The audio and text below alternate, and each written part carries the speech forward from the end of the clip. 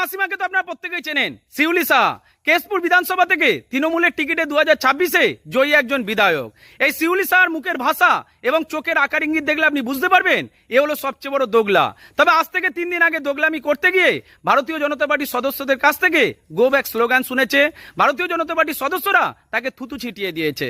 ঘটনাটা কি ঘটেছিল এবং শিউলি শাহ তার পরিপ্রেক্ষিতে কি মন্তব্য করেছে সেটাই আজকের প্রতিবেদনের মাধ্যমে তুলে ধরতে চেষ্টা করছে।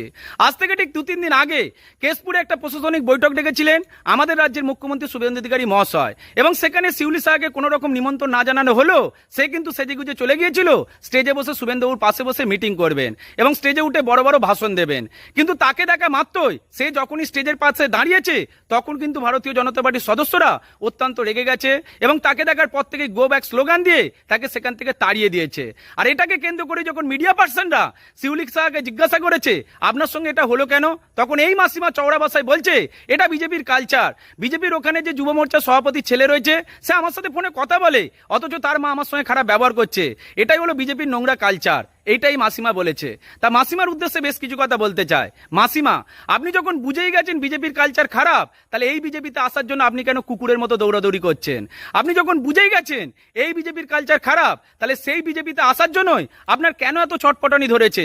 আপনি তো বুঝতে পারছেন আপনাকে মানুষ মেনে নিতে পারছে না, আপনার মুখ দেখবে না, তারপরও কেন সেজে গুজে সেই সব জায়গায় যাচ্ছেন? আপনি যেচে বুঝে অসম্মানিত হচ্ছেন, মানে আপনি হলেন সত্যিকারের একজন নির্লজ্জ। আপনি একবার ভেবে দেখুন তো, মমতা বন্দ্যোপাধ্যায়ের সময়কালে আপনারা যখন প্রশাসনিক বৈঠক করতেন তখন আমাদের রাজ্যের বিরোধী দলনেতাকে কি কোনোদিন ডেকেছিলেন? যে এলাকায় এই প্রশাসনিক বৈঠক হতো সেই এলাকার বিজেপির কোন একজন বিধায়ককে আপনারা কখনো ডাকেননি। আজ আপনি বলছেন সরকারি অনুষ্ঠান আমি যেতেই পারি, তা সেদিনকেও তো সরকারি অনুষ্ঠানই ছিল।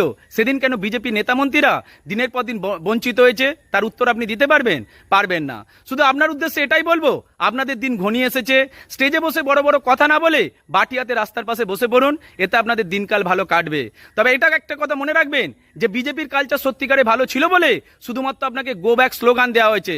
বিজেপির কালচার যদি সত্যি খারাপ হতো তাহলে আপনার মুখে কালো কালি মাখিয়ে দিত, এতে আপনার মান সম্মানটা আরো বেশি নষ্ট হতো। সত্যিকারের আপনি একজন নির্লজ্জ মহিলা, এটাই সত্যি। ভালো থাকবেন প্রত্যেকে।